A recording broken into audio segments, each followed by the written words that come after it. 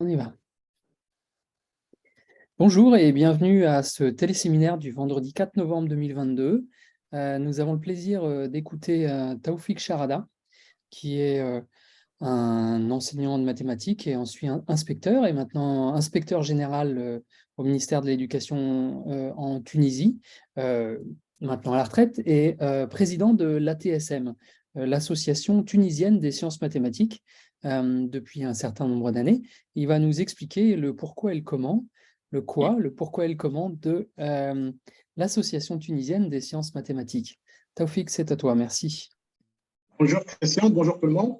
En tout cas, je tiens à remercier les collègues de la Commission internationale de téléséminaire. Là, il y a de Gréma, Christian, Marie-Pierre, donc Marie, donc tous les collègues là. Et ça a été pour moi une opportunité que je parle un peu de la TSM. Je ne sais pas, j'espère que les collègues vont trouver quelque part l'intérêt à ce que je vais dire, parce que finalement, ce ne sera pas une conférence scientifique, mais ce sera quelque chose. Je vais un peu parler du statut d'une association dans un pays, quel rapport il y a entre l'association et les différents partenaires qui sont liés à l'éducation. Notre association elle porte le nom de l'Association tunisienne des sciences mathématiques, ça veut dire que c'est une association qui s'intéresse à tout ce qui est en rapport avec les sciences mathématiques. Mais particulièrement, on s'intéresse plus spécifiquement à l'enseignement des mathématiques. Notre souci, donc, c'est exactement lié à l'enseignement des mathématiques et tout ce qui a un rapport avec l'enseignement de cette discipline, que ce soit en Tunisie ou ailleurs, dans d'autres pays. Notre association a été fondée en janvier 1968, maintenant elle a 54 ans. Et comme par hasard, l'association a été donc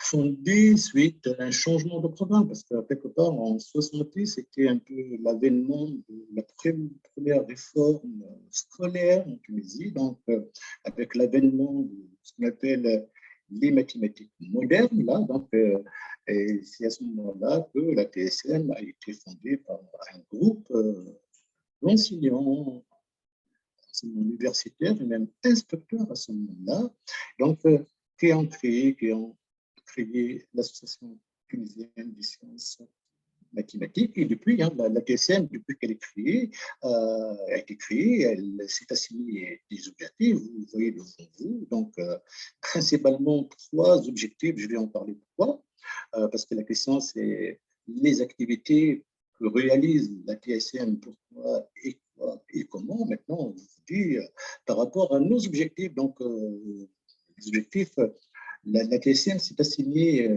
vraiment pas mal, suivant son statut, à des objectifs, et principalement, il faut que la TSM contribue avec les moyens qu'elle a à l'amélioration de l'enseignement des maths, je vous dirai pourquoi. La TSM doit aussi contribuer à la formation des enseignants. Nous avons encore que c'est capital qu'il y ait une formation continue des enseignants. Et aussi la formation des élèves. Pour cela, qu'on organisait des sessions de formation, des journées nationales pour les enseignants, et pour les élèves, on organise des concours, des clubs, on les fait participer dans des compétitions comme ça. Et la TSM, donc, l'importance aussi à ce qu'elle entretienne des relations amicales, et échanger des informations avec les associations d'élèves dans d'autres pays, les IRM et les différentes associations aussi, donc en France ou en Afrique. Ça, c'est par rapport à un peu quels sont les objectifs de la TSM, quand est-ce qu'elle a été créée. Mais quand on veut répondre à la question pourquoi des activités, pourquoi une association fait des activités, quel rapport avec le ministère, est-ce que le pays, dans un pays, que ce soit en Afrique ou ailleurs, est-ce qu'on a besoin d'une association, est-ce que l'enseignant, les élèves ont besoin d'une association? Pourquoi? Parce que réellement, quand on parle de la TSM, quand on parle de l'Association tunisienne des sciences mathématiques, notre association s'intéresse à l'enseignement des maths. Et vous savez que l'enseignement de maths a toujours fait l'objet du débat, que ce soit ici ou ailleurs. Donc, les mathématiques, par leur statut, ont été l'objet toujours d'un débat, et ça a été toujours au cœur des préoccupations, pas seulement au sein de la communauté mathématique, mais aussi une préoccupation sociétale. Et même en Tunisie, à travers l'histoire, l'enseignement des mathématiques, l'enseignement et l'apprentissage des mathématiques constituent, dans la conscience collective tunisienne, une priorité absolue parce qu'ils considèrent que réussir en maths sur la vie, c'est-à-dire c'est une priorité absolue du fait que ça devient un vecteur de développement sociétal. Ça, c'est quelque part, ça c'est le statut qu'a les mathématiques ou la mathématique, et le statut qu'a l'enseignement des mathématiques par rapport au monde de la Tunisie, par rapport aux parents, par rapport à la société. Seulement, qu'est-ce que la TSM devrait faire pour pouvoir aider les enfants à réussir, pour pouvoir aider les enseignants à faire leur travail comme il faut? Je vous dirai pourquoi, parce que quelque part, je ne sais pas comment ça se passe par rapport aux collègues, par rapport au prix, par rapport en France. Depuis des années déjà, depuis tant d'années, on a remarqué que les différentes évaluations, que ce soit nationales ou internationales, c'est-à-dire nationales, les évaluations nationales internes et même les évaluations internationales, donc, et ne cesse de prouver qu'il y a quelque part que l'enseignement de cet esprit est fragilisé, qu'il y a quelque part des lacunes, et même des lacunes substantielles. Il y a un problème. Donc, les mathématiques parfois sont conçues comme une source d'échec scolaire. Hein. Quelqu'un qui échoue maths, il échoue sa vie scolaire. Donc, et maintenant, on peut dire pourquoi. Pourquoi? Alors, qu'est-ce qu'il faudrait faire plutôt pour aider les enfants à ce qu'il n'y ait pas d'échec scolaire, c'est-à-dire qu'ils n'échouent pas en mathématiques? Où sont les problèmes? Les problèmes sont fondamentalement liés à des facteurs, parce que je vous dis qu'est-ce que disent les enfants, qu'est-ce qu'il y a comme opinion générale par rapport à cette discipline. Tout d'abord, maintenant, on commence à entendre depuis des années que les élèves ne trouvent pas, ils trouvent peu de sens à l'enseignement quand on est enseigné en mathématiques. Donc, on entend toujours parler. À quoi sert les maths? Quand un enfant vous dit, quelqu'un vous dit, même quand un parent vous dit à quoi sert les maths, quelque part, le contenu qui sont enseignés ne donne pas de sens pour l'élève. L'élève ne trouve peu de sens dans les contenus qui sont enseignés. Donc, et les savoirs, maintenant, les savoirs n'ont pas un usage, c'est-à-dire, il n'arrive pas, l'enfant ou l'élève n'arrive pas à relier les savoirs avec un usage personnel donc social. Donc, on avait dit, il faut que la TSM puisse être un cadre. La TSM devrait être un cadre qui permet à l'enfant c'est-à-dire permettre d'avoir un cadre. Pourquoi un cadre? Donc, celle-ci doit relever des défis. Lesquels? Parce que, voilà, je les écris ici. Parce que on reste toujours convaincu de choses, même avec les changements, même avec parce que la Tunisie, elle a connu, disons, 5 réformes scolaires, de 1958 jusqu'à 2002, il y avait 5 réformes scolaires, 58, 68, 78, 93, et la dernière réforme 2002. Et dans chaque réforme, il y a un changement de programme. Dans chaque réforme, il y a toujours. Mais notre parcours d'élève, notre parcours d'étudiant, notre parcours d'enseignant ou de pédagogue nous permettent, nous mènent à constater que même s'il y a un changement dans le programme, même s'il y a d'un programme à un autre, il y a un changement, bien qu'il y a parfois toujours les mêmes échecs, c'est-à-dire ça ne suffit pas que de changer les réformes apportées dans les programmes de mathématiques ou d'autres ne déterminent pas à elles seules la migration de l'enseignement des maths. Donc, déjà, nous remarquons que d'un programme à un autre, il y a toujours presque les mêmes instructions qui sont parues depuis un siècle, indiquant notamment que les mathématiques visent à former l'esprit, à favoriser la créativité, à développer l'imagination, l'intuition, tout ça. Mais nous demeurons, on est convaincus toujours que le principal apport de l'enseignement des maths doit se situer au niveau du comportement. Quelque part, que l'enfant ait un comportement spécifique par rapport à cette discipline. L'enfant, donc, il faut y avoir une certaine culture. Donc, il faut bien qu'il y ait un changement dans le niveau des comportements, de la culture, et surtout l'enseignement de cette discipline nécessite quand même une certaine qualité. Il y a un enseignement de qualité, il faut des enseignants motivés, compétents, cultivés, tout ça. Qu'est-ce qu'il faudrait faire? Il faut que la PSN puisse être le cadre qui permet une formation aux enseignants, c'est pour ça je vous dirai qu'est-ce qu'on fait avec les enseignants, et qui permet aussi à l'élève de retrouver une mathématique et un plus. Donc, pour les enseignants, donc, nous avons donc on a préparé des activités, des sessions de formation, des journées nationales, des colloques, des camps scientifiques.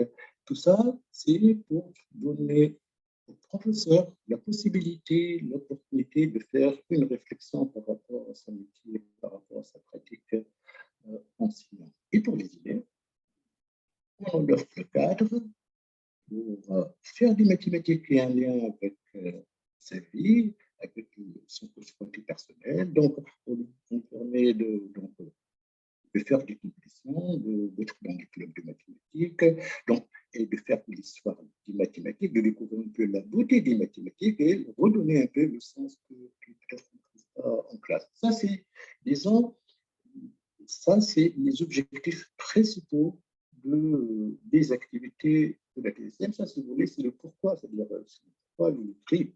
La réponse à cette question, elle constitue l'une des raisons qui a mené la création de notre association depuis 1968 jusqu'à maintenant. Et conformément aux objectifs qui sont assignés, elle est en train de faire des activités par rapport à deux publics, par rapport aux enseignants et par rapport donc, des activités à l'enseignant qui lui permettent de se ressourcer, de se former, donc ça, et surtout d'améliorer la qualité de sa pratique enseignante et des activités pour les élèves qui lui permettent de comprendre l'utilité mathématique, un cadre lui permet de résoudre des problèmes qui ont deux sens pour lui. Ça, ce sont les deux objectifs principaux, évidemment. Je voudrais après que la TSM nous permet aussi de donner de l'importance à la coopération avec les instituts et les associations similaires à l'étranger, en Afrique, avec les IRM, avec la PMP, avec les fédérations, avec les commissions internationales. Ça, rien que pour pouvoir avoir l'occasion de partager un peu les expériences, les idées dans le même sujet. Ça, c'est principalement, si vous voulez, le pourquoi pourquoi des activités de la PCN. Quand j'ai envoyé un peu au départ un petit résumé là, je ne fais qu'énumérer un peu les activités de la PCN, mais je voudrais surtout aujourd'hui, je remercie les collègues qui nous ont parlé, vous dire que notre souci est le même, c'est toujours contribuer à l'amélioration de l'enseignement des mathématiques et surtout contribuer à la formation des enseignants, contribuer à la formation des élèves. Et ça, ce sont les objectifs qui ont mené à des activités, les différentes activités que je vais relater après. Ça, c'est les défis à relever, quoi. Et depuis 1968, bon, j'ai pris la présidence de la TSN en 2008. C'était notre collègue, M. Béchir Kachour, qui était président, et j'étais secrétaire général maintenant, et ça a été toujours les mêmes grandes lignes, les mêmes activités. On organise chaque année des journées nationales à l'UTSM. Chaque année, on organise des journées nationales et chaque année, on est en train de débattre une problématique ou un thème portant sur l'enseignement. Je vais vous montrer après quelques exemples de thèmes qui ont été abordés au cours des journées nationales. Et vous allez voir qu'il y a un certain continuum dans les idées, c'est toujours les mêmes soucis, c'est toujours les mêmes idées, c'est toujours de creuser sur ce problème-là, c'est-à-dire comment faire pour pouvoir améliorer l'enseignement de ces disciplines dans notre pays.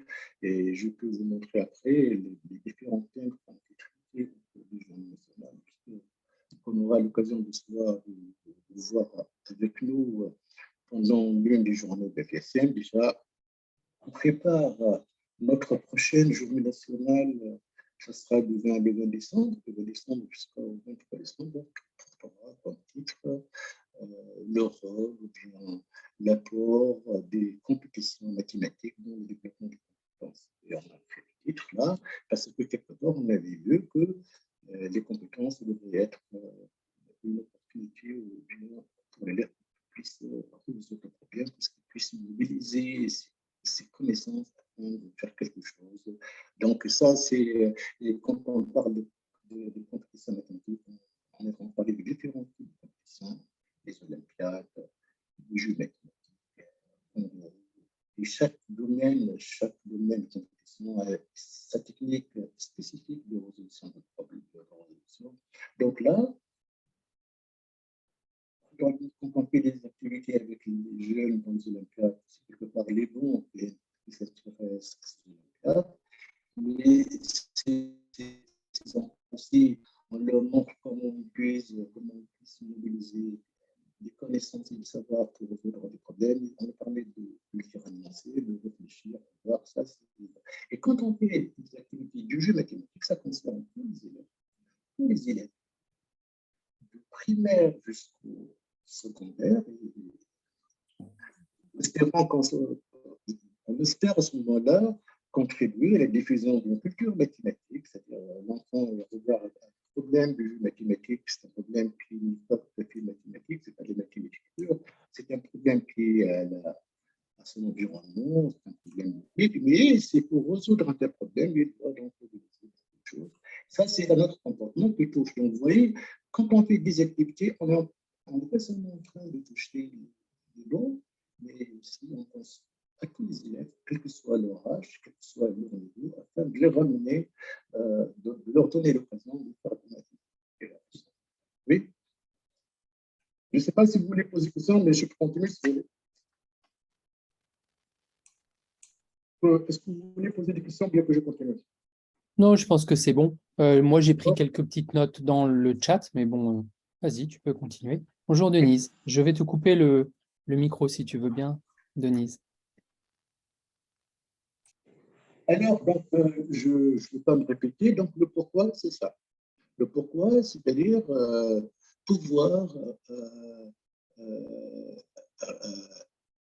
réaliser un peu les objectifs principaux qui ont été écrits dans nos statuts, contribuer à l'amélioration de l'enseignement mathématique, contribuer à la formation des enseignants, des élèves, et entretenir maintenant des relations amicales. Comment on entretient des relations amicales? C'est normal parce que nous, à la TSM, depuis des années, en tout cas, je vais en parler après, mais tout cela a été fait quand on parle de 1968 jusqu'à maintenant 2022, c'est-à-dire par rapport aux 5 réformes qui ont été faites, donc les différentes réformes. Dans chaque réforme, il y a des problèmes, dans chaque réforme, il y a des contenus, dans chaque réforme, il y a des baisers. Je me rappelle très bien que de 1958 à 1993, donc l'enseignement par objectif, quelque part, c'était un des mathématiques se fait par compétence, entre guillemets, par compétence quoi, c'est-à-dire, quelque part, on ne parle plus objectif, mais c'était aussi une réforme qui posait problème par rapport à l'évaluation. Donc, à chaque réforme, il y a un problème métier, c'est-à-dire par rapport aux contenus qui sont enseignés, mathématiques modernes, puis on revient un peu en 93 à la mathématique classique, etc. En 93, c'était l'année où il y avait l'implantation de ce qu'on appelle les codes de base. C'est l'année où il y avait 30 ans de difficultés parce que c'est à ce moment-là que les enfants apprennent les mathématiques en arabe depuis le primaire jusqu'à le collège. Donc, il y avait des problèmes énormes. Durant toutes les années même, il y a eu un problème de rupture entre primaire et collège. Donc, il y a eu un problème de transition du primaire au collège. Maintenant, de 93 à 2002, il y a maintenant deux problèmes. Il y a un problème de transition primaire-collège. Il y a aussi un problème de transition collège et lycée. Donc là, tous ces problèmes-là, la TSM essaie de trouver des moyens pour essayer de remédier à cela avec les enseignants, avec les élèves. La TSM, parfois on a double casquette parce que moi, quand je suis président de l'association tunisienne de sciences mathématiques, j'étais à la fois d'une part président de l'association tunisienne de sciences mathématiques, mais aussi inspecteur au sein du ministère. Donc, j'étais avec le ministère dans la formation des enseignants. J'étais en contact avec les enseignants, j'étais en contact avec les élèves, j'entrais dans les classes, je voyais ce qui se passe, je voyais un peu les difficultés. Et c'était, franchement, c'était insuffisant il faut que l'enseignant trouve que par d'autres cas pour pouvoir s'exprimer, donc nous devons lui offrir un cadre pour qu'il puisse se ressourcer. Et la TSM a pris en charge la formation des enseignants depuis des années. On a organisé jusqu'à 2017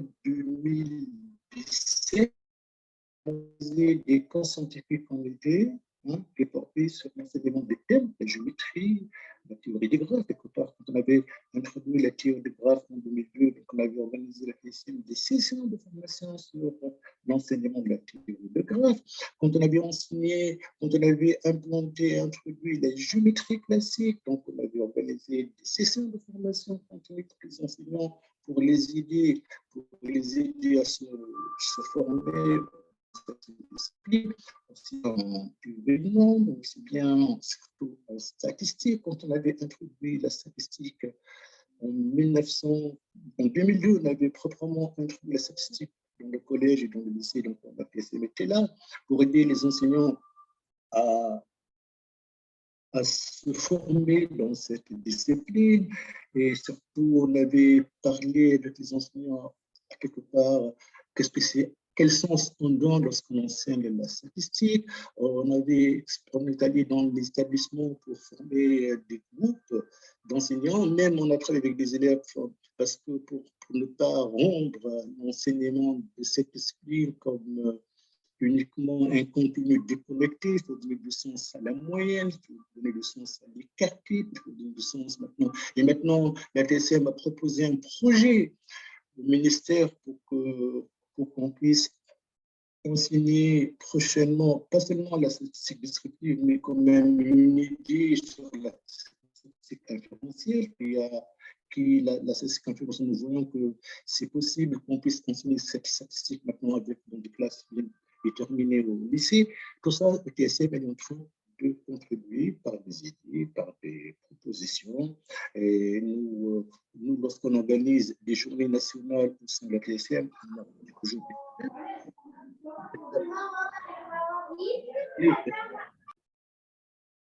on organise des tables rondes et pour débattre d'une problématique bien définie, on voit nos rapports, on voit nos propositions, et parce que il y a les membres de la TSM, parce qu'il y a au sein de la TSM, il y a des bureaux régionaux, parce que notre association, elle comprend des bureaux régionaux. Dans cette région, il y a un bureau régional, donc il y a un bureau national, il y a des bureaux régionaux.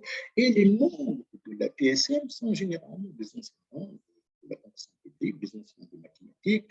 Ce sont des inspecteurs aussi de la fonction publique. Donc, ils sont quelque part, ils ont des casquettes, ils sont à la TSM et aussi ils sont enseignants ou bien ils sont. Donc là, la TSM, elle est là, elle est toujours là pour donner son avis, pour soutenir les enseignants, pour soutenir les élèves, les enseignants pour qu'ils puissent, dans leur pratique enseignante, et les élèves aussi dans l'apprentissage du mathématique, parce qu'on sait que cette discipline, si elle n'est pas comprise, si les élèves ne font pas de sens, donc ça peut donner donc un problème d'échec et d'échec même scolaire. Ça, c'est donc par rapport à la PSL. Donc, je dirais en 3 mots, lorsque nous faisons des activités, nous avons toujours l'idée de relever des défis. Quels défis? Donc, il faut toujours donner du sens à l'enseignement de cette discipline. rapprocher la connaissance avec l'action. Il faut donner à l'élève la possibilité de résoudre le problème, donc s'approprier des techniques de résolution dans des clubs, avec des situations variées, et surtout envisager cette discipline, ce cas-là, le transversal avec la discipline. Quand il fait du mathématique, il fait les liens avec d'autres disciplines. Il essaie de voir, donc tout ça, ça se fait au sein de la PSM, tout ça, ça se fait dans les clubs de la PSM, dans les bureaux régionaux ou même à l'échelle nationale. Ça, c'est par rapport, si vous voulez, qu'est-ce que fait la TSM exactement comme activité. Parallèlement, la TSM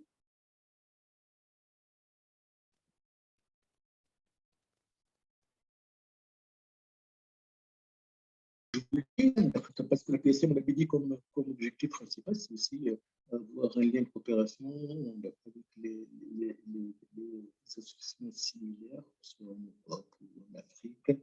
Donc, et je vous le dis là, je l'ai réécrit parce que j'ai vu un peu dans l'historique de dossier. La PSM s'est affiliée à la Commission internationale pour l'enseignement des mathématiques, CEM, en 1969, c'est-à-dire dès ses créations, la TSM s'appelait à la Commission internationale pour l'enseignement des mathématiques en 1969 à Lyon. Hein. Il a même participé aux travaux du premier congrès international de mathématiques qui avait pour objet l'enseignement des mathématiques pour les élèves qui ne font pas d'études supérieures scientifiques. Imaginez là, en 69, on avait participé à un débat intéressant, c'est-à-dire on s'intéressait aux élèves qui ne vont pas faire des maths. C'est-à-dire le but avait pour objet, pour sujet, c'est l'enseignement des mathématiques pour les élèves qui ne font pas d'études supérieures scientifiques. C'est-à-dire quelles mathématiques nous enseignons pour les élèves qui ne seront pas des matheux. Quelles mathématiques? Donc maintenant, on en parle en Tunisie parce que nous voulons faire une mathématique pour chaque discipline. En Tunisie, je vous le dis, on a presque 6 disciplines, on a 6 sections. On a la section mathématiques, la section sciences fondamentales, la section technique, la section sciences de l'informatique, la section économie-gestion, la section lettres. Et le souci est toujours le même. Quelle mathématique pour chaque section? Quelle couleur, quelle mathématique nous devons enseigner pour chaque section? Donc, ce sujet a été même traité, débattu en 1969 au sein du CIEM. Et aussi, dans le cadre du projet UNESCO pour le développement de l'enseignement des mathématiques dans le pays arabe, le sénateur a formé en janvier 1970 un groupe national qui a pris le nom de Commission tunisienne pour l'avancement de l'enseignement des mathématiques. Donc, vous voyez, la PSM, déjà depuis 1970, elle a formé un groupe national qui s'intéressait à quoi. Ils ont pris pour objectif la formation permanente des enseignants, l'information du public, et la rénovation des programmes et des méthodes pédagogiques. On parlait en 1970 un peu de quelle méthode pédagogique. Et aussi, la TSM a bénéficié, ça je l'ai écrit, la TSM a bénéficié par l'enthousiasme des collègues. Donc, la TSM, voilà, c'est l'affiliation à la Commission nationale de l'enseignement de la participation de 24-39 à Lyon aux travaux du Congrès national de mathématiques, participation aux travaux postales administrés, aux travaux congrès international de mathématiques organisés donc en Belgique en 1970, participation à la 22e rencontre de mathématiques à Nice pour la Commission nationale pour l'étude de l'innovation de l'enseignement de mathématiques, CIEM 70, participation à la rencontre entre mathématiciens Plécard en marge du Congrès international de mathématiques à Nice en 70, participation en 72 en Angleterre au 32e Congrès international de mathématiques, etc. Participation donc en 75 à Tunis à la 27e rencontre internationale de la Commission internationale de l'étude de l'évolution de l'enseignement de mathématiques. Tout ça, donc, la PSN, tout ce qui a un rapport avec l'enseignement des mathématiques, que ce soit à Tunis ou ailleurs, la PSN est toujours présente, est toujours informée. On a même, par rapport à l'Afrique, la PSN elle a participé elle a même à la création de l'Union mathématique africaine, l'UMA, c'était en 1976, et elle a même organisé donc, un congrès de l'UMA à Tunis. Donc, c'était, elle a même, la PSM en 1982 a participé aux travaux du séminaire maghrébin sur l'enseignement des mathématiques au primaire. Donc, vous voyez, donc on a vu le souci de parler un peu de l'enseignement du primaire depuis 1982. On a organisé en 1983 le colloque maghrébin sur mathématiques et réalité, comme je vous ai dit là. Une des préoccupations de la DSL, c'est comment approcher la connaissance, comment envisager notre discipline, qu'elle a de transversal avec le SPIN, donc on parlait un peu de réalité. Donc, organisation 18 ou 23, 84, la première édition des Olympiades maghrébines, donc on avait organisé les Olympiades maghrébines, donc c'est la première édition, etc., etc. Donc là, c'est différent. Ça, c'est ça en rapport avec ce qu'on a comme, c'est-à-dire notre souci de partager un peu les idées avec les associations similaires, les instituts similaires. On a même été avec les IRM partout dans les régions de France et pas mal de collègues tunisiens, d'enseignants tunisiens bénéficient des sessions de formation. C'était dans les années, je crois, 90 jusqu'à 95. Donc, on avait des enseignants ont pu bénéficier de sessions de formation par les IRM grâce à une certaine coopération avec les IRM entre la TSL. Donc, on avait organisé en 2000, on avait participé en 2000 à Grenoble, on avait même participé en 93, non, en 2000, donc on avait participé à l'espace mathématique francophone, c'était l'EMF 2000, et en décembre 2003, on avait participé en Tunisie à l'EMF 2003 et en 2006 aussi au Canada à l'EMF 2006. Et donc la TSM, elle est sur beaucoup de volets. Par rapport aux différentes compétitions, donc on avait participé à l'organisation des 14e, on avait organisé en 2004 la 14e édition du Nobel africain de mathématiques.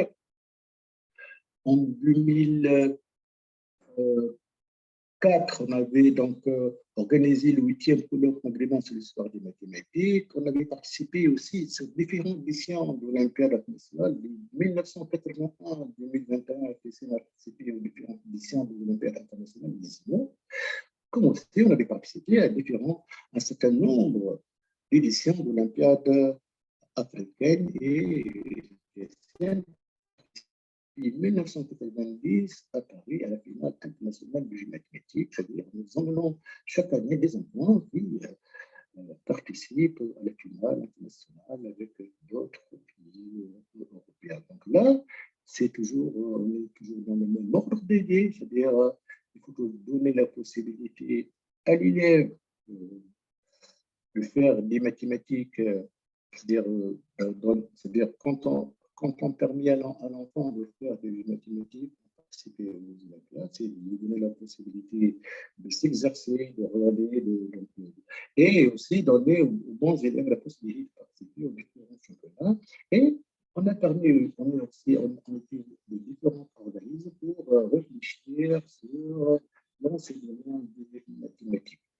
Ça, c'est les différentes activités de la TSM. Ça, c'est les différentes activités de la TSM. Maintenant, je vous montre les différents thèmes.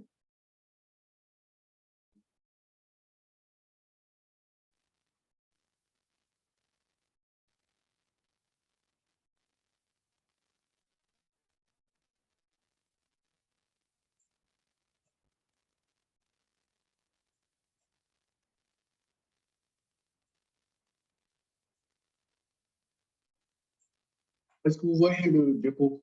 Oui, ce serait bien en diaporama. Oui, c'est ça, je le mets En diaporama. Voilà. Alors, par exemple, je vous ai dit que la TSM organise chaque année des journées nationales. Pourquoi on organise des journées nationales? Qui assiste à ces journées nationales? Les journées nationales se font toujours pendant les vacances d'hiver. Donc, ceux qui assistent aux journées nationales de la TSM, ce sont les adhérents, quand on dit les adhérents de la TSE, c'est principalement les professeurs de mathématiques dans les 3 cycles, primaire, collège, lycée. Et aussi, on a des collègues universitaires qui assistent à ces journées nationales. Et à chaque année, on s'intéresse à un thème bien défini et nous organisons des conférences, des ateliers, des tables rondes autour du thème. Par exemple, la journée nationale de 2011, donc le thème était le rôle formateur des mathématiques. On avait donc évoqué un peu quel est le rôle formateur des mathématiques. Donc, on avait eu l'occasion d'assister à des conférences. Des collègues des associations similaires étaient avec nous, en France, de l'APM, du CIGM, partout. Donc, on avait parlé un peu comment faire pour que cette mathématique devienne une discipline formatrice. Donc, ça a été donc le journée nationale de 2011. Les journées nationales de 2012, on avait parlé un peu de l'enseignement des mathématiques. Où est le problème? C'est-à-dire pourquoi il y a tellement d'échecs. On avait parlé un peu de transition entre primaire et collège-lycée, de les méthodes d'enseignement des mathématiques, l'enseignement magistral, les questions de puissance, les difficultés épistémologiques de la matière elle-même, de la discipline elle-même. Donc, ça a été abordé dans les journées. Et dans chaque journée, il y a un rapport qui se fait, qui est envoyé. Donc, en 2013, on avait parlé un peu de faire aimer les maths, parce que quelque part, les maths, comment intéresser les élèves, quel est le rôle de l'enseignant, quel est le rôle de l'institution, quelle est la contribution de la TSM pour faire aimer les mathématiques. Donc, c'était le thème du jour national de 2013. En 2014, on avait parlé un peu de l'enseignement des mathématiques, priorité, contrainte et perspective. Quand on a un programme de mathématiques, quelles sont les priorités, quelles sont les contraintes, quelles sont les perspectives, qu'est-ce qui peut contribuer à l'évolution de l'enseignement des mathématiques, que doit-on privilégier, tout ça. Donc, ça a été débattu au cours des journées nationales de 2014. C'est les journées où l'enseignant, on donne à l'occasion à l'enseignant de parler de son expérience, de partager ses idées avec d'autres. Donc, ça, c'est en 2014. En 2015, on avait un peu parlé quelles mathématiques enseigner, comment les enseigner, c'est-à-dire quelles mathématiques enseigner, quelles mathématiques enseigner pour quelle discipline, c'est-à-dire quelles difficultés rencontrent les élèves, c'est-à-dire quelles mathématiques enseigner et comment les enseigner. Mais quand on parle de 2015, on débat toujours autour de dire quelle mathématique utile, parce qu'il y a parfois une liste de mathématiques inutiles, donc quelle mathématique, est-ce que la mathématique pure, appliquée, et comment enseigner ces mathématiques pour les élèves. On a parlé, monsieur, de l'importance des nouvelles technologies de l'information et de la communication. Donc ça a été donc évoqué dans le journée 2015. Le journée 2017, mathématiques et sciences, donc on revient un peu aux mêmes problématiques. C'est est-ce que ce que nous enseignons a du sens? Est-ce que les élèves retrouvent du sens de ce qui est enseigné, mathématiques et sciences, on en a parlé. C'était en 2017. En 2018, on a parlé de l'enseignement des mathématiques au carrefour des changements, parce que là, quand il y a un changement, donc, on avait parlé de résolution de problèmes, mathématiques et compétences de vie, mathématiques et interdisciplinarité, démarche d'investigation de l'enseignement des mathématiques, mobilisation, donc ça a été donc. Et en 2021, donc c'était les journées de l'année dernière, donc les mathématiques enseignées, tendances et enjeux, les contenus, les approches, les compétences. Vous voyez, c'est toujours les mêmes centres d'intérêt, c'est toujours la même préoccupation, c'est toujours les mêmes problématiques qui reviennent, et c'est toujours les mêmes discussions avec les mêmes lignes de son but. Et l'année prochaine, cette année, c'est-à-dire, j'ai écrit en arabe, je vous dis, rôle des compétences mathématiques dans le développement des compétences. Donc voilà, c'est-à-dire quand on fait le rôle de compétition mathématique est différent de l'apport de ces compétitions dans le développement des compétences, c'est-à-dire la stratégie de résolution des problèmes. scolaire, le lien avec les contenus enseignés, la formation des enseignants et l'apport régional de la TSM. Ça, c'est donc, ça, c'est non, ça, ce que nous faisons, c'est le quoi? C'est ce que nous faisons avec les enseignants chaque année. Donc, je résume, si vous voulez. Par rapport aux enseignants, donc, on fait, il y a, il y a, il y a, il y a, il y a, on donne la possibilité aux enseignants, on lui offre le cadre pour faire une réflexion sur sa pratique enseignante. On discute des problématiques de l'enseignement de cette discipline. On propose, et les collègues proposent des solutions pour contribuer à l'amélioration de l'enseignement de mathématiques. Et nous avons parallèlement un travail avec les élèves au sein des clubs. Lorsqu'on fait participer des élèves aux différentes compétitions, on leur donne la possibilité de, d'être ensemble, de travailler une, d'autres mathématiques, de s'exercer, de trouver du sens, etc. Donc ça, c'est, si vous voulez, ça, si vous voulez, le travail que fait la TSN depuis sa création, à part, je vous ai dit, j'ai énuméré le lien qu'on entretient toujours avec les associations similaires, avec les CRM, avec les instituts en Afrique, ou bien je ne sais pas si vous voulez que je rajoute quelque chose d'autre. Non, mais je pense que c'est très bien, merci. Je pense on peut commencer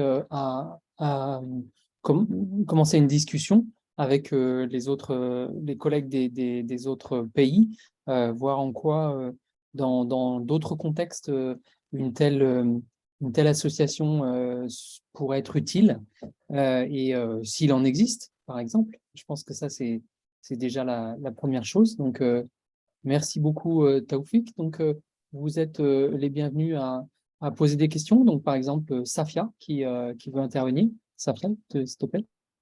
Oui, bonsoir à tout le monde. Excusez-moi, j'ai une voix un peu, je sors du Covid, donc je ne vais pas être peut-être très... Voilà, donc je remercie beaucoup notre intervenant de cette longue expérience très riche qui est quand même... qui a vu 5 grandes périodes ou 5 grandes réformes, et puis à cette double casquette surtout, parce que c'est rare d'être à la fois le numéro 2 du ministère de l'Éducation et en même temps un président d'une association qui met en évidence peut-être les insuffisances ou les quelques difficultés du programme ou du contenu ou de quelques parties du programme. Alors ma question, c'est que d'abord, suite à cette double casquette, est-ce que notre intervenant a eu l'occasion, en tant que plutôt ancien inspecteur, donc en tant qu'inspecteur général, hein, que je l'interroge dans la première question, est-ce qu'il a pu intervenir pour dire, par exemple, cette réforme n'est pas assez comment je peux le dire, qu'elle est un peu met en difficulté et les élèves et les enseignants parce qu'ils n'ont pas été formés pour ça. Est-ce qu'il a pu freiner, entre guillemets, certaines réformes ou certaines parties de réformes? Ça, c'est ma première question. Et enfin, et la deuxième qui est liée à la première, si oui, est-ce qu'il pourra nous en parler un petit peu d'un exemple? Parce que là, les grandes réformes, les 5 grandes réformes qui s'étalent sur quand même 60 ans, hein, un peu plus, est-ce qu'il n'y a pas possibilité de nous donner un exemple sur, par exemple, la réforme de 93, je ne sais pas, je dis ça comme ça, et de 2002, ou plutôt de 78 et 2002, un exemple où il y avait cette réforme et qu'en tant qu'inspecteur général, il a pu apporter quelque chose pour dire attention ici, ça risque d'être ceci ou cela. Voilà. Je vais mettre la première réforme.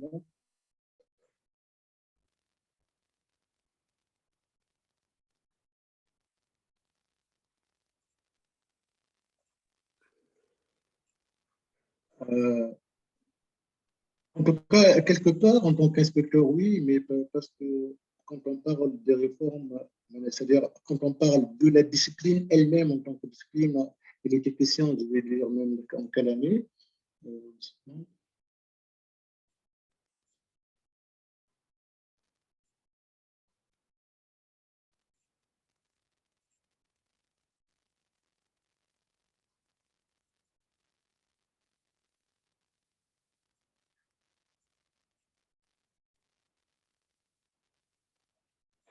Par exemple, je vous dis, en tant que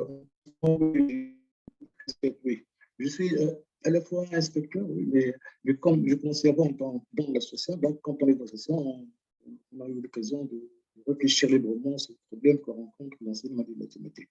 Par exemple, dans, dans, dans les réformes actuelles, il y avait un problème de transition quand on devait enseigner les mathématiques en arabe. Et plus spécifiquement, je me rappelle pour l'année 2002, l'enseignement des mathématiques en septième année, il posait un grand problème pour les élèves par ce bilinguisme-là. Je me rappelle très bien qu'on avait un peu forcé un peu, on avait même poussé le ministère à faire un certain sondage pour voir qu'il y a réellement un échec scolaire parce que dû certainement au bilinguisme, mais dû aussi que quelque part, il y a. Donc, on avait, à ce moment-là, en mathématiques, je parle, on avait comme remédiation, c'est-à-dire on avait créé un peu, on avait changé un peu les manuels scolaires en rajoutant dans le manuel scolaire c'est-à-dire une partie réservée un peu pour permettre à l'enseignant de commencer, comment commencer l'année. On avait même retardé l'enseignement dans certains concepts au second trimestre afin un peu de remédier parce que pour changer, il faudrait faire une autre forme, donc on ne peut pas changer immédiatement. Donc, on avait même repoussé un peu, c'est-à-dire, par exemple, l'utilisation des expressions littérales a été repoussée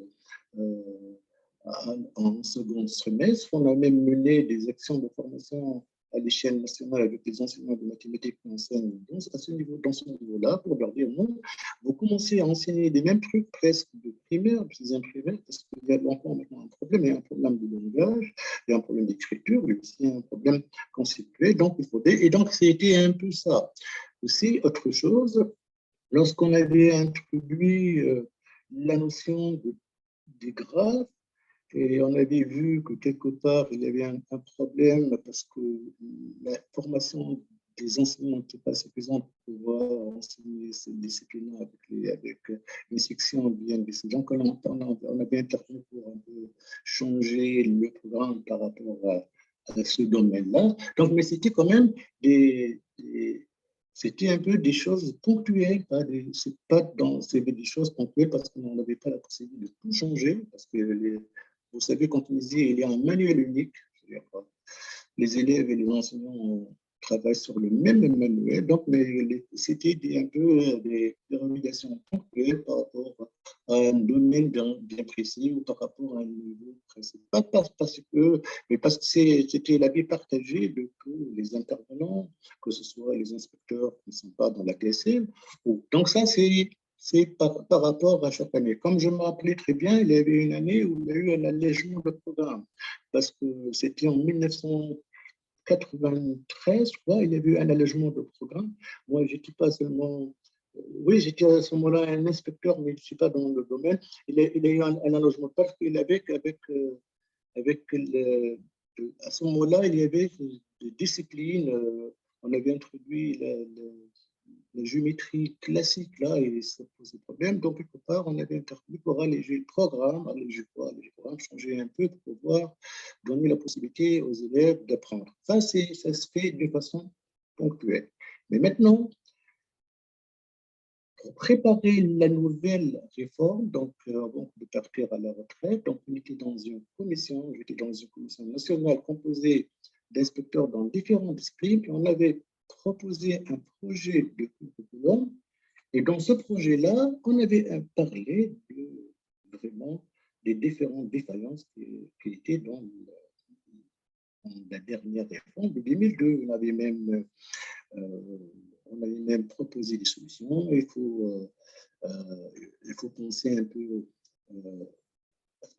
qu'il y ait un continu entre le primaire et le collège, entre le collège et le lycée. Il faut un peu donc ça a été dit dans le projet de curriculum qui va être fait dans les années qui vont venir. Donc ça en tant qu'inspecteur. Mais ce que nous faisons, à part que nous changeons les programmes, c'est que nous, pas seulement moi en tant que président de la TCL, je crois que c'est pour tous les collègues inspecteurs, c'est que nous participons, nous essayons de faire de sorte que les programmes puissent être exploités convenablement en menant des sessions de formation au sein des enseignants, c'est-à-dire en expliquant un peu le programme, parce qu'il ne faut pas que le programme soit seulement écrit, il faut l'expliquer, il faut donner des exemples aux enseignants. Donc ça, on le fait pas seulement à la TSL, mais on le fait au ministère, parce qu'on sait, quand on dit, vous savez, quand on dit, dans chaque région, il y a un centre de formation continue, c'est les CRIFOC, c'est les centres régionaux d'éducation de formation continue. Donc, quelque part, dans ces centres de formation, nous convoquons 5 ou 6 fois par an les enseignants pour qu'ils soient formés dans des thèmes précis qui sont en lien avec les programmes, avec les nouveaux programmes, avec les nouveaux concepts, avec l'enseignement de ce concept-là, les difficultés, comment y remédier, comment faire. Donc, tout ça, ça se fait dans notre boulot en tant qu'inspecteur. D'accord? Donc, on n'arrive pas à changer, mais on arrive quand même à aider les enseignants dans leur pratique pour leur permettre de se ressourcer, de comprendre les visées du programme et comment entreprendre comment faire pour enseigner tel ou tel thème. Ça, c'était, je me rappelle très bien, le problème qui se posait avant, c'était l'enseignement de la géométrie classique. Moi, je ne dis pas ça, parce que quelque part, on a passé de la mathématique moderne, de l'algèbre linéaire, tout ça, et à une mathématique classique. Donc, il y avait un problème énorme pour les enseignants qui enseignent au secondaire, tout ce qui est en rapport avec la géométrie. Il y avait même des enseignants qui n'avaient pas, qui n'étaient pas formés initialement sur cela, c'est-à-dire qui n'ont pas eu l'occasion d'avoir ça à l'université, donc ils n'avaient pas la formation sur ce domaine-là. Donc, c'était le rôle de l'inspecteur et des formateurs, c'est de préparer les enseignants pour qu'ils puissent enseigner une telle discipline. Ça se fait toujours, ça se fait accompagner les enseignants de leur métier, ça se fait. Et parfois, je vous ai dit, en 93, comme tu l'as dit, on a été obligé d'alléger une partie du programme pour pouvoir le faire. Donc, pour l'année 2002, le problème majeur pour l'année 2002, c'est maintenant les enseignants enseignent par le manuel et par le programme 2002. Entre parenthèses, je suis auteur de classe terminale de l'oral scientifique, d'accord. Le problème, c'est qu'il y a un écart entre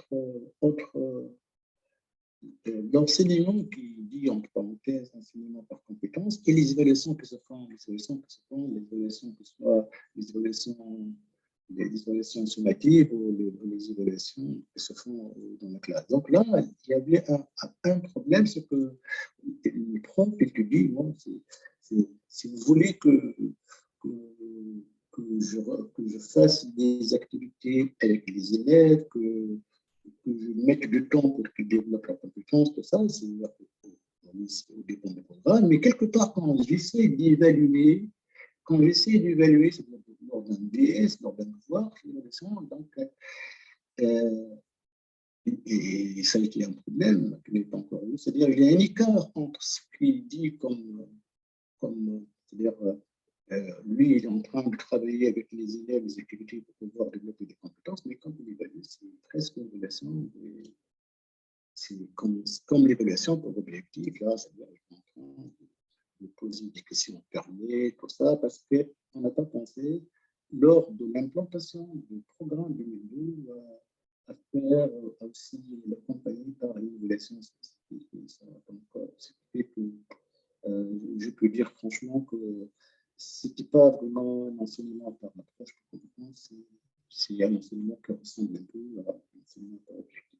C'est pour ça que ce que nous disons, quand vous allez implanter un programme, il faut penser surtout l'associer à l'évaluation qui est spécifique.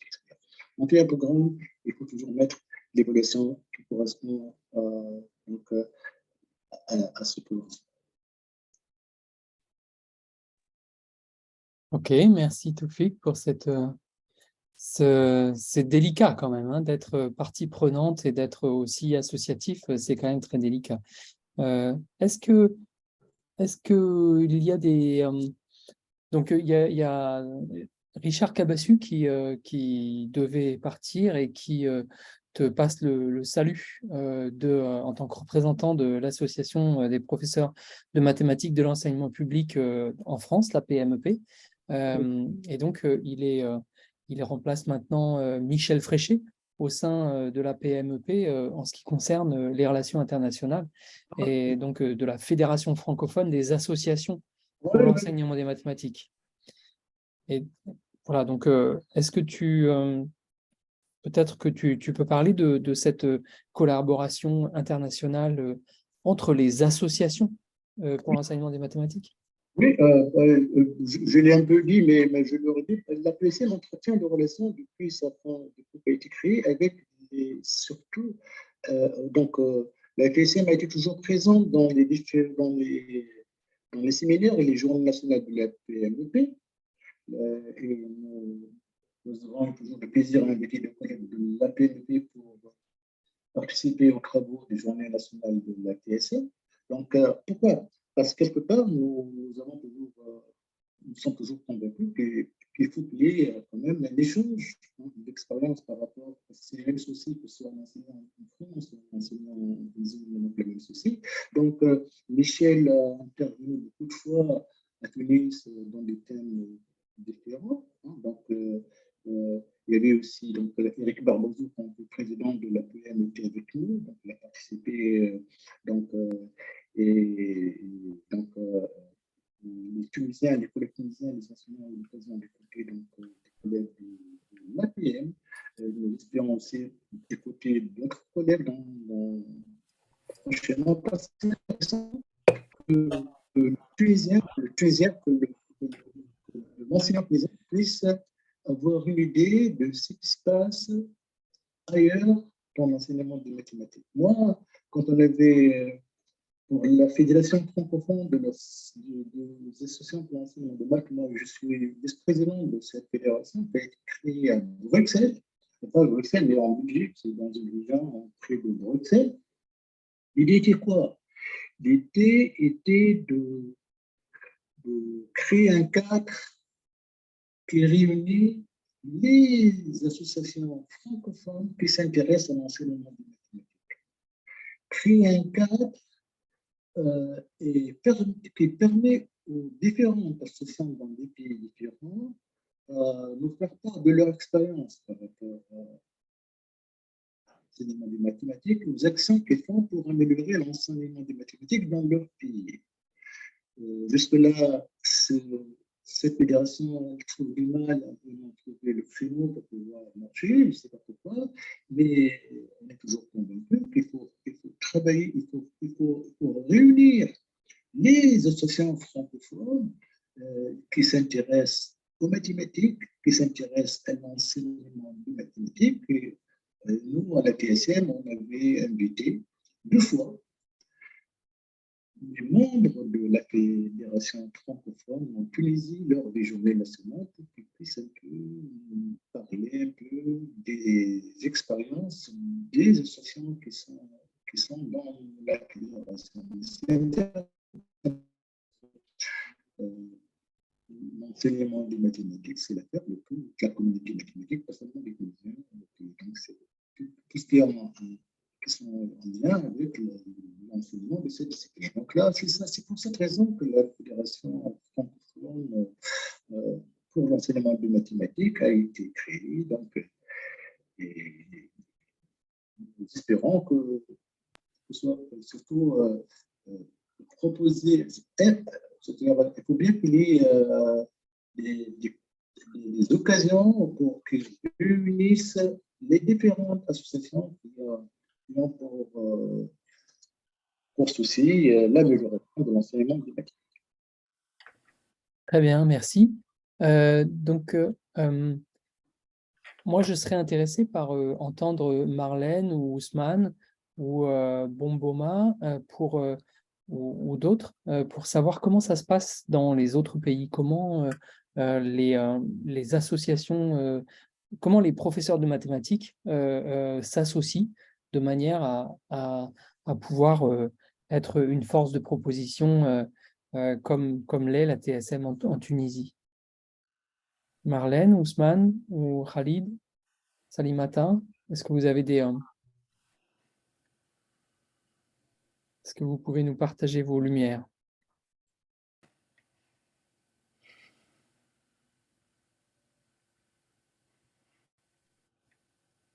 Bon, je ne vois pas la main pour prendre la main. Allô? Voilà. Oui, très bien, on vous entend. Ok, si Rebecca d'abord parle, ok.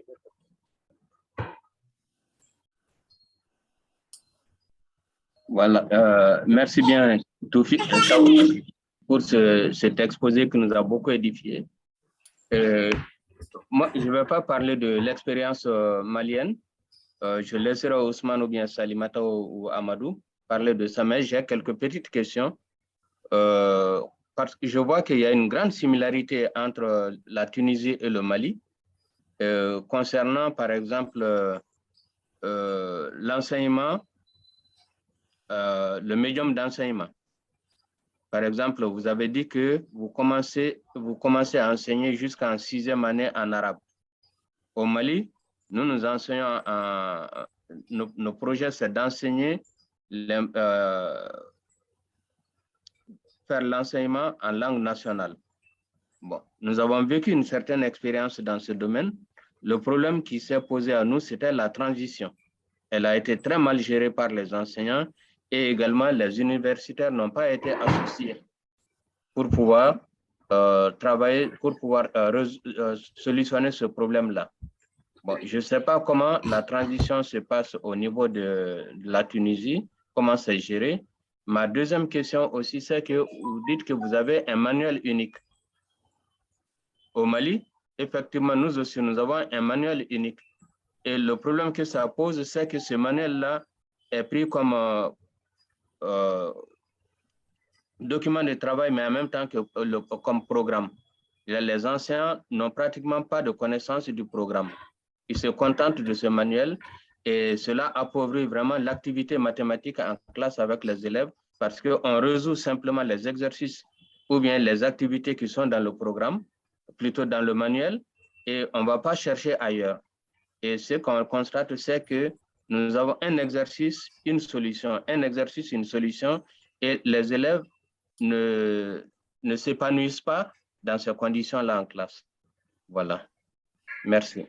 Merci. Pour le manuel, oui, le manuel, quand il est unique, comme le cas de Tunisie, comme le cas du Mali, ça pose un problème. Pourquoi?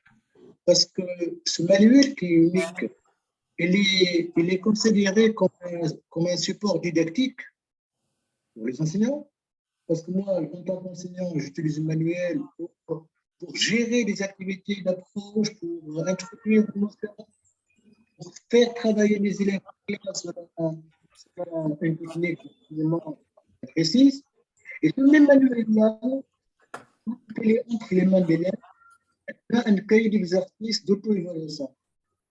Donc, lorsqu'on avait travaillé lors de sessions de formation avec les enseignants sur l'utilisation des manuels scolaires, on a beau dire que, s'il vous plaît, attention, lorsque vous voulez gérer une activité d'approche, il ne faut pas lui donner à faire à la maison pour le faire. Parce que l'activité d'approche, c'est une affaire didactique. Vous voulez introduire une grâce à l'activité d'approche. Donc, il ne faut pas que cette activité d'approche ne doit pas faire l'objet d'une réflexion antérieure, c'est-à-dire qu'il ne faut pas que ce soit donc noté que ça. Et quand l'élève utilise le manuel scolaire dans des parties bien définies pour pouvoir s'auto-former. Donc ça, c'est le manuel unique. Par exemple, on ne peut pas demander à un élève de gérer la maison une activité, parce que l'activité en soi, telle qu'elle est présentée dans le manuel, elle a dit pour objectif d'introduire le concept. Donc, c'est pas l'enfant de découvrir l'enfant, c'est au prof de faire tout cela. Et l'élève, puisqu'il utilise le manuel, soit pour s'appliquer, soit pour approfondir ses connaissances, soit pour s'auto-évaluer, et ça, c'est écrit noir et blanc dans le manuel scolaire.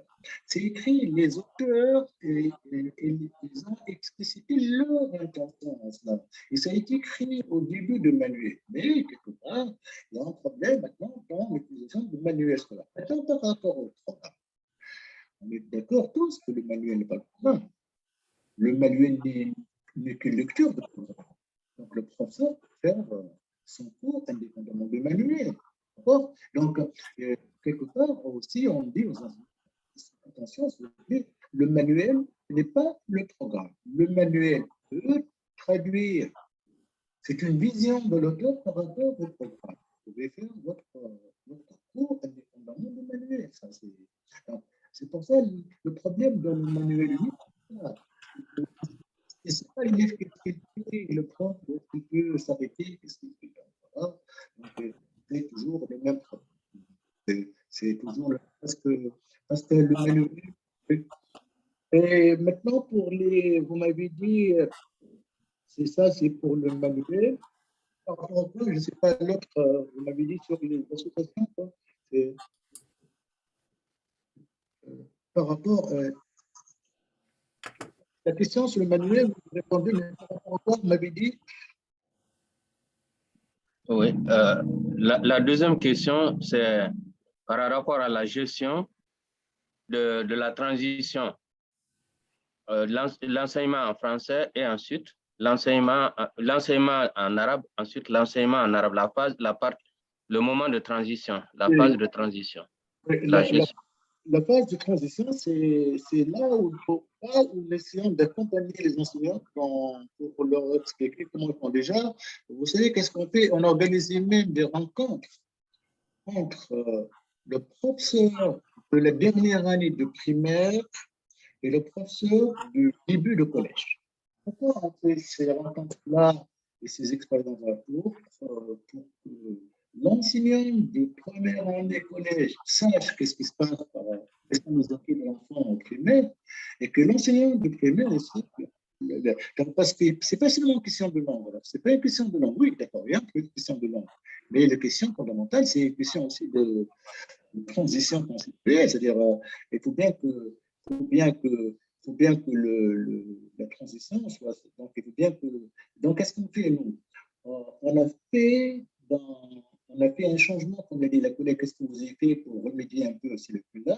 C'est qu'on a revu un peu le contenu, le programme de 7e année de base, et on a fait une nouvelle partition, une nouvelle répartition pour pouvoir atténuer un peu cette discontinuité qu'il y a entre le primaire et le collège, c'est-à-dire permettre à l'enfant du primaire de continuer à travailler durant le début de l'année ou un semestre comme s'il était au primaire et puis graduellement et donc le passage à la 7e année, donc c'est-à-dire proprement dit, on avait retardé un peu l'emploi des expressions littérales. Déjà utilisées, je tiens à vous dire que depuis 1993, il n'y a pas d'utilisation des quantificateurs ou de formalisme, il n'y a rien du tout, même au secondaire. Donc là, voilà comment on fait. Et reste le problème maintenant d'écriture. C'est le prof qui multiplie les activités par rapport donc ça, c'est la transition. Par rapport maintenant collège-lycée. L'enfant qui reçoit un enseignement en arabe hybride, en français, parce que rarement l'écriture des phrases, mais on utilise tout ce qui est écriture mathématique de gauche à droite. En première année, dans le manuel scolaire, c'est un essai pour combler un peu cette lacune. Il y avait en mathématiques, je parle, dans les manuels de mathématiques, il y a un chapitre, dans chaque chapitre, il y a une activité au départ qui s'appelle pour reprendre. Quand on dit pour reprendre, Ça veut pas dire qu'on va reprendre les concepts mathématiques. Ça, on va c'est-à-dire reprendre, il y avait un tableau là, et c'est l'enfant qui va dire vrai, faux, fausse, juste, tout ça. Tout simplement, c'est permettre à l'enseignant de faire parler l'élève en français sur les concepts qu'ils aient vus au collège. Il va dire, je sais pas quoi, les nombres 1 et 2, je sais pas quoi, sont différents. 3 est inférieur à 4. A inférieur ou égal à B. Donc, il reprend les mêmes concepts qu'il avait vus en 9e année, c'est-à-dire fin de collège en français. Dans chaque chapitre, il y a le mot reprendre comme ça, c'est une activité qui s'appelle reprendre. Et dans cette activité qui s'appelle reprendre, on donne la possibilité à l'enseignant de faire parler l'élève, hein, avec un langage purement français pour qu'il puisse quand même. Et ça, c'était un des essais, et on avait même expliqué aux enseignants pourquoi elle est conçue, cette activité, parce que on peut faire une erreur, parce que l'activité, à quoi consiste? Il y a un tableau, il y a des propositions dans une colonne, il y a des réponses dans l'autre. Il y a vrai ou faux, vrai ou faux. Il ne faut pas croire que l'idée principale de cette activité, c'est de vérifier un peu l'acquisition des connaissances. Non, l'idée, oui, d'accord, il faut vérifier l'acquisition de connaissances par rapport à ce concept-là, ce concept sont étudiés en 9e année, mais principalement, il faut faire parler l'élève, il faut dire que les vecteurs, c'est pas quoi, les vecteurs A, B et C, hein, sont différents, je veux dire différents. Il faut qu'il parle les vecteurs, le vecteur, la droite, le segment, tout ça. Taoufik, je trouve que c'est une question vraiment très intéressante, la question des manuels, et en particulier des manuels et leur relation avec les associations de professeurs de mathématiques, me semble une question très intéressante, mais ça serait le sujet d'une autre conférence. Si je me permets de t'interrompre. Donc, Ousmane a levé la main, et sinon Khalid Najib également. Donc, Ousmane, si je... Bonjour. Bon, voilà, par rapport aux associations concernant les mathématiques, bon, il y a la première association, c'est la Société mathématique. Bon, après, avec les difficultés que le pays est trop vaste, les gens n'ont pas les moyens de déplacement. Les gens ont tendance à créer les associations par région ou par promotion. Il y a la création de Malimat qui englobe certains mathématiciens du Mali. Après ça, il y a l'APROMAS qui concerne uniquement les professeurs de mathématiques de Sikasso. Mais maintenant, il y a des difficultés et qui m'amène peut-être à vous poser après ma question. Il y a eu des réductions maintenant, les gens même commencent à travailler les gens commencent à travailler par promotion même maintenant. Et les promotions essayent de travailler, essayent de faire leur manuel, essayent de faire les préparations entre eux et travailler. Voilà, donc c'est des difficultés parce qu'il y a suffisamment de difficultés à travers les grandes associations. Les gens n'arrivent pas à se voir, vraiment il y a des difficultés. Voilà. Et c'est ce qui m'amène même à poser la question par rapport à votre association. Vous faites des colloques, vous faites des manuels. Est-ce que vous avez, c'est par contribution des membres ou bien c'est des soutiens du pays, etc. Voilà, ça c'est ma première question. Maintenant, ma deuxième question, à travers les différentes réformes, est-ce que les horaires des classes ont changé? Par exemple, quand je prends la dixième, la seconde chez vous, peut-être, la dixième, avant nous, c'était 8 heures par semaine et maintenant, c'est 4 heures. Parce qu'on a tendance à professionnaliser, par exemple, le lycée. Il y a eu de l'art, la sociologie, l'économie et la comptabilité qu'on a mis au lycée, qui a affaibli le nombre d'heures des mathématiques, par exemple. Est-ce que chez vous, c'est la même chose ou pas? Voilà, merci bien. Merci. En tout cas, par rapport au volume horaire, en Tunisie, l'enseignement des mathématiques, le nombre d'heures au collège, c'est 4 heures pour les 3 niveaux. Donc, le nombre d'heures de mathématiques pour les 3 niveaux au collège, 3 niveaux, c'est 7e année, 8e année, c'est 4 heures. Et maintenant, le volume horaire au lycée diffère d'une section à l'autre. Il y a des sections qui ne sont pas scientifiques où il y a 3 heures, il y a des sections avec 4 heures, et on arrive jusqu'à, pour la section mathématiques, c'est 6 heures. Ça, c'est par rapport au volume horaire. Donc, dans le lycée, ça diffère d'une section à une autre. C'est les sections scientifiques ou pas scientifiques. Mais par rapport au collège, c'est 4 heures. Maintenant, par rapport au manuel, nous, à la TSM, on ne produit pas des manuels officiels. On n'a pas de moyens. Nous, on produit des revues spéciales pour les élèves où il y a des exercices scolaires ou des exercices ultrascolaires. Donc, c'est des revues que nous produisons chaque trimestre. On appelle la revue le journal de la TSM. Donc, on produit une revue qui s'appelle le journal de la TSM pour les professeurs et on produit le journal de la TSM pour les élèves. Je peux vous envoyer à Christian quelques copies du journal tunisien. Donc, qu'est-ce qu'il y a dans le journal tunisien? Il y a des concepts qui sont expliqués avec des exercices, des explications. Et pour les enseignants, il y a des ouvertures sur des thèmes bien précis.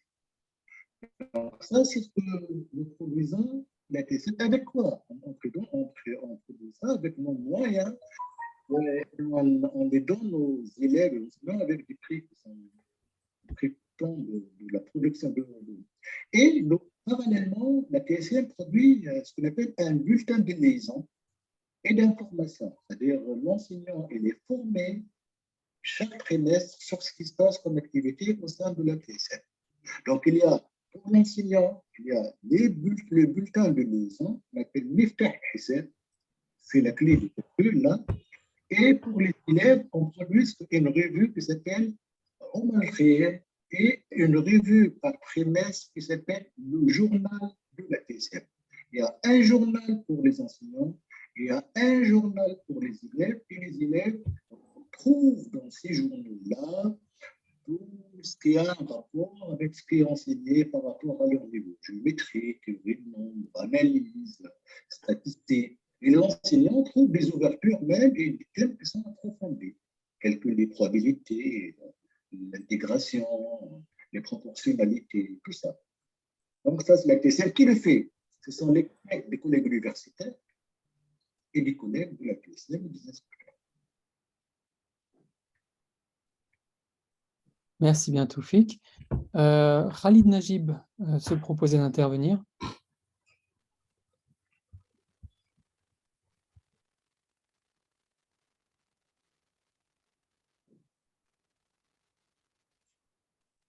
Peut-être a-t-il des problèmes pour se connecter à l'audio.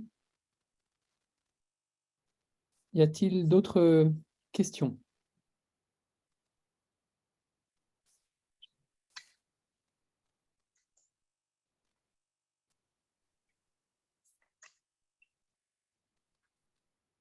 Ok, donc peut-être que nous allons clore cette session et nous n'oublierons pas de vous parler du prochain téléséminaire, donc du vendredi 2 décembre, qui sera à la mémoire de M. Sangaré, du professeur Sangaré, qui nous a quittés cet été. Et donc, ce seront des collègues maliens qui feront la conférence. Je crois que c'est Ousmane qui fera la conférence, à moins que ce soit le professeur Sokona. Enfin, en tout cas, ce sera peut-être à plusieurs voix. Bernadette ou Marie-Pierre, est-ce que vous pouvez... ou Denise, d'ailleurs, Denise Grenier, qui est là. Est-ce que tu pourrais nous présenter ce qui va se passer? Vous m'entendez? Bon, d'accord. Bonjour. Oui. Oui, vous m'entendez. Bon, merci. L'orage est passé, alors j'ai pu assister. Je suis contente. Bon, pour le séminaire du 2 décembre en l'honneur et en la mémoire de Mamadou Sangaré, nous sommes en train d'organiser avec Sidi Bekay Sekona un programme qui n'est pas encore bien défini parce que nous contactons des personnes en ce moment. L'idée, il y aurait plusieurs choses, plusieurs aspects qui seront proposés aux participants, enfin à ceux qui vont écouter ce séminaire. D'une part, le rôle, tout ce que Sangaré a réalisé pendant tout son temps de professorat à l'École normale supérieure de Bamako pour la formation des enseignants et aussi en recherche, pour la recherche en didactique des mathématiques. Et l'autre aspect que nous souhaitons développer, c'est la coopération universitaire entre l'École normale supérieure de Bamako, l'Université du Mali et l'Université de Grenoble, qui existe depuis plus de 30 ans. En tout cas, moi, j'y suis depuis plus de 30 ans.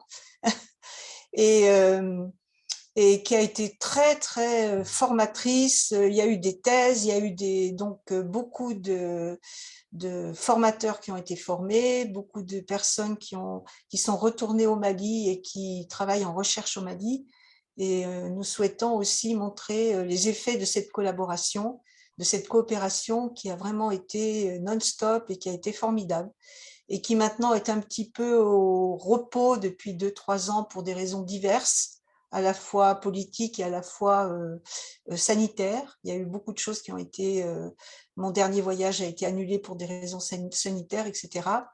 Mais de toute façon, il y a beaucoup à dire là-dessus. Donc, il y a déjà au moins ces deux aspects. Et selon les conférenciers, il y aura peut-être un conférencier du Sénégal. Nous essaierons de voir aussi quelle a été la participation de Sangaré au niveau de la sous-région Afrique de l'Ouest. Voilà. Bécaye, tu peux réagir si tu n'es pas d'accord ou si tu es d'accord. Sokona. Merci beaucoup, Denise. Oui, bah de rien. Oui, Nous Denise. espérons nombreux. Oui, oui, effectivement, je partage tout à fait ton point de vue. Et il y aura probablement Nicolas qui dira un mot, si c'est possible. Nicolas Balachef, hein, pour Nicolas Balachef. Oui, d'accord. Okay. Voilà. Bon, je voulais préciser que la coopération avec Grenoble a commencé en 1974. Oula, donc c'est bien plus vieux que ce que je disais. Oui, oui. Ok. Et elle a été non-stop pratiquement jusqu'à il y a 2 ans. Oui, c'est ça, oui. Voilà. Et on espère qu'elle va redémarrer. On espère bien, on espère bien. On espère. Parce que pratiquement tous ceux qui ont été formés à Grenoble, là, il y a 90% qui sont partis à la retraite. Hein. Oui. Très bien. Bien, Inch'Allah, cette coopération reverra le jour et nous serons nombreux pour rendre un dernier hommage au professeur Sangaré. Donc, Oui. je vous remercie encore une fois pour votre participation à ce téléséminaire. Merci encore à Taoufik pour cette conférence sur la TSM et donc pour donner envie à d'autres pays de rejoindre les associations de professeurs de mathématiques, voilà, et partager les problématiques que nous pouvons rencontrer dans nos différents contextes. Et donc, merci encore et à dans un mois. Au revoir. Au revoir.